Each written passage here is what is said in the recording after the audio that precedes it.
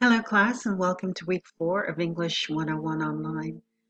For this week in English 101 Online, you'll be working on the health module, and you have some assignments for the beginning of the week, starting today, and also for later in the week.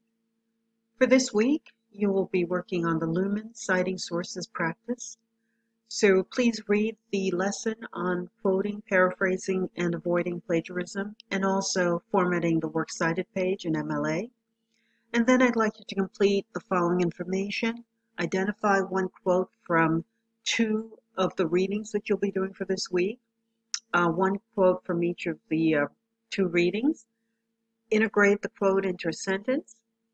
You may use a direct quote or a paraphrase, but make sure to do your in-text citation, which will be the last name of the author and a page or paragraph in parentheses or in parentheses at the end. And make sure to include an MLA works cited for the entries. Later in the week, you'll also have to do a health discussion board post, and you'll be responding to the prompt, which talks about the health of the U.S. and the food system. And after reading the readings, I'll ask you to respond to whether or not you believe quality of life for children has been enhanced due to the food system as compared to earlier generations or not. Has it gotten worse? Of course, I'd like you to integrate examples from the articles to support your point.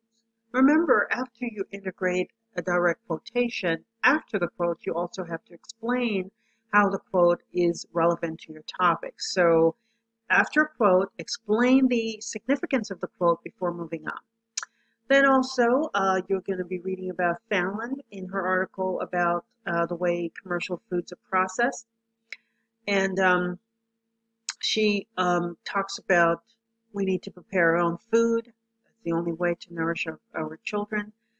So there are a bunch of questions about adopting a national food policy. Would that make things better, less harmful? What about processed foods? Are they just an unavoidable byproduct of our modern society? And of course, I'd like you to integrate quotes from the text to support your points. And then, of course, do the peer reviews after you've posted, at least 2 peer reviews. I hope this information was helpful.